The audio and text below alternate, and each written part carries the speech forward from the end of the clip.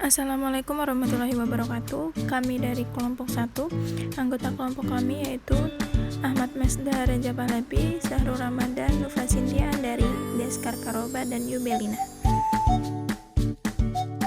Pada kesempatan kali ini, kelompok kami akan mempresentasikan hasil diskusi kami, yaitu yang akan dimulai oleh saudara Masda. Undang-Undang Nomor 1 Tahun 1957. Yang dimaksud dengan daerah dalam undang-undang ini ialah daerah yang berhak mengurus rumah tangganya sendiri, yang disebut juga daerah swatantra dan daerah istimewa. Ya, daerah swatantra adalah salah satu dari bentuk daerah dalam Republik Indonesia. Bentuk alternatifnya adalah daerah istimewa, daerah swatantra, sebagaimana daerah istimewa dapat berada pada tingkatan 1, 2 maupun 3 menurut pasal 2. Penjelasan pasal 1 juga secara eksplisit menyatakan bahwa dalam undang-undang ini diberikan dasar hukum kepada istilah baru daerah swatantra yang berarti daerah otonom. Istilah mana sudah dipakai dalam surat menyurat resmi. Daerah swatantra adalah salah satu dari bentuk daerah dalam Republik Indonesia. Bentuk alternatifnya adalah daerah istimewa, daerah swatantra, sebagaimana daerah istimewa dapat berada pada tingkatan 1, 2 maupun 3 menurut pasal 2. Penjelasan pasal 1 juga secara eksplisit menyatakan bahwa dalam undang-undang ini diberikan dasar hukum kepada istilah baru daerah swatantra yang berarti daerah otonom. Istilah mana sudah dipakai dalam surat menyurat resmi.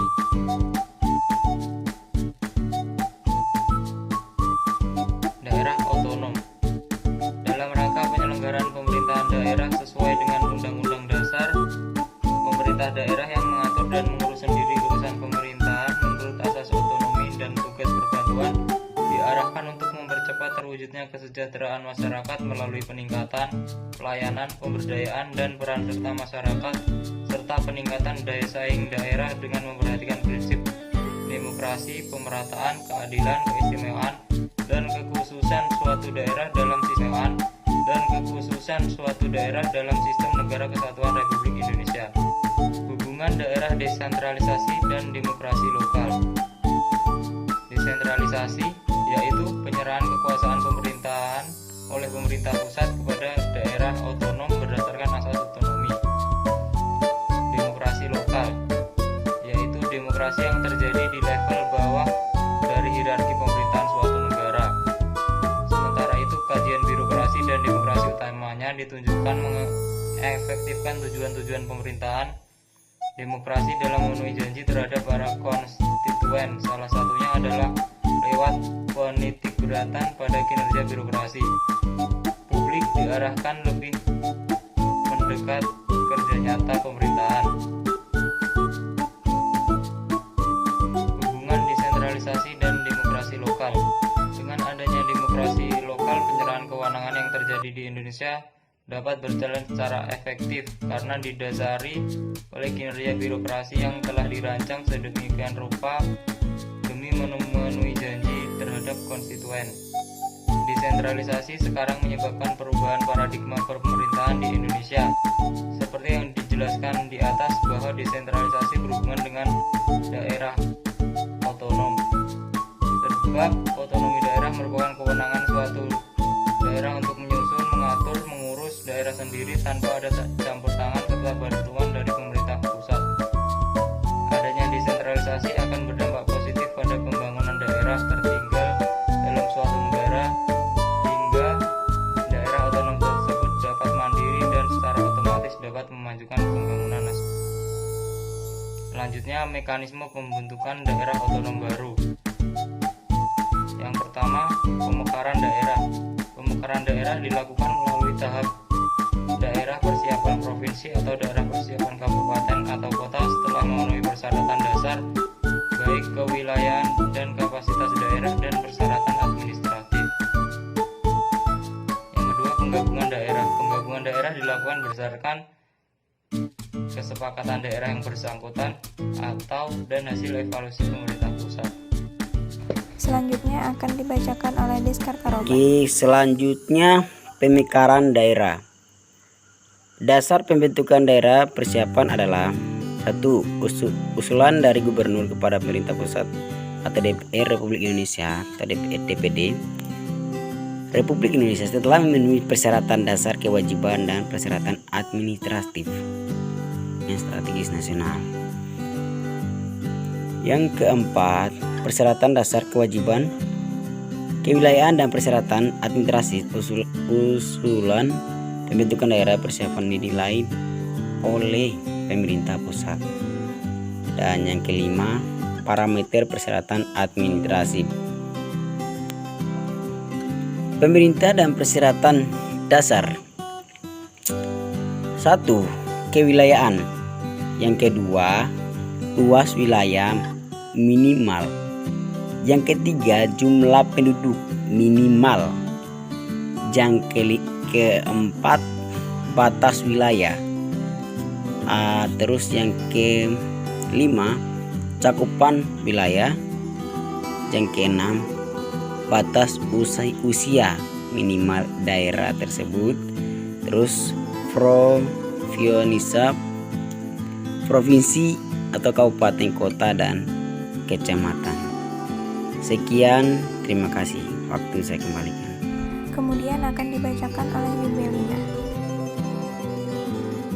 Baik, yang selanjutnya adalah persyaratan dasar kapasitas daerah dinilai oleh tim kajian independen yang selanjutnya menjadi bahan pertimbangan pemerintah pusat dengan parameter yang pertama geografi, yang kedua demografi, yang ketiga keamanan, yang keempat sosial politik, adat dan tradisi, yang kelima potensi ekonomi, yang keenam keuangan daerah, dan yang ketujuh kemampuan penyelenggaraan pemerintahan.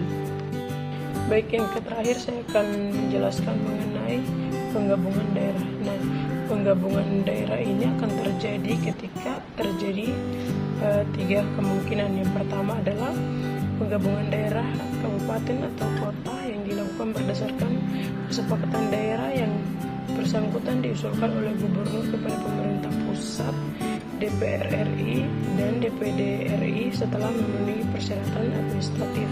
Yang kedua, penggabungan daerah provinsi yang dilakukan berdasarkan kesepakatan daerah yang bersangkutan diusulkan secara bersama oleh gubernur dan daerahnya akan digabungkan kepada pemerintah pusat, DPR RI, atau DPD RI setelah memenuhi persyaratan administratif. Dan yang ketiga adalah penggabungan daerah berdasarkan hasil evaluasi pemerintah pusat dilakukan dalam hal daerah atau beberapa daerah tidak mampu menyelenggarakan otonomi daerahnya.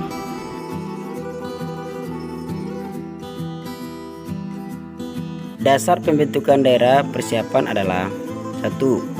Usulan dari gubernur kepada pemerintah pusat atau DPR Republik Indonesia atau DPD Republik Indonesia setelah memenuhi persyaratan dasar kewajiban dan persyaratan administratif.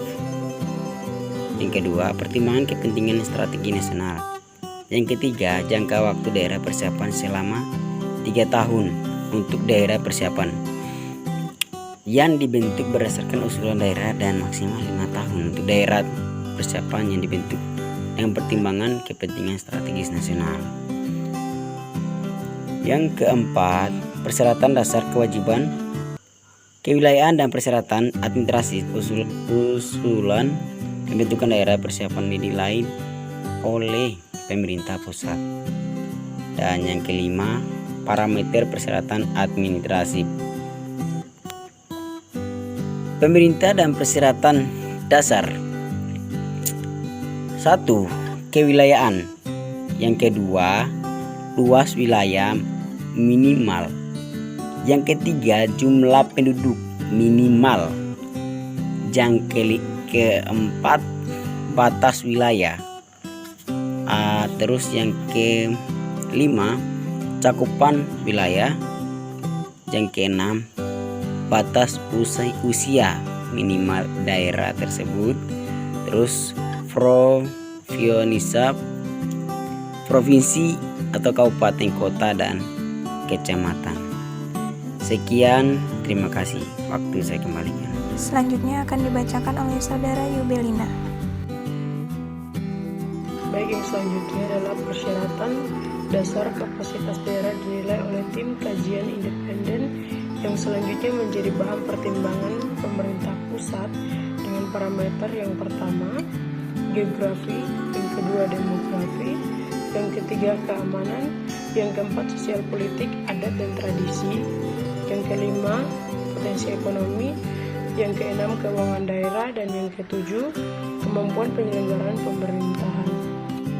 Baik, yang terakhir saya akan menjelaskan mengenai penggabungan daerah. Nah, penggabungan daerah ini akan terjadi ketika terjadi tiga kemungkinan. Yang pertama adalah penggabungan daerah kabupaten atau kota yang dilakukan berdasarkan kesepakatan daerah yang bersangkutan diusulkan oleh gubernur kepada pemerintah pusat, DPR RI, dan DPD RI setelah memenuhi persyaratan administratif.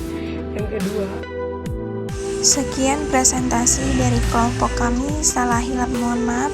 Wassalamualaikum warahmatullahi wabarakatuh.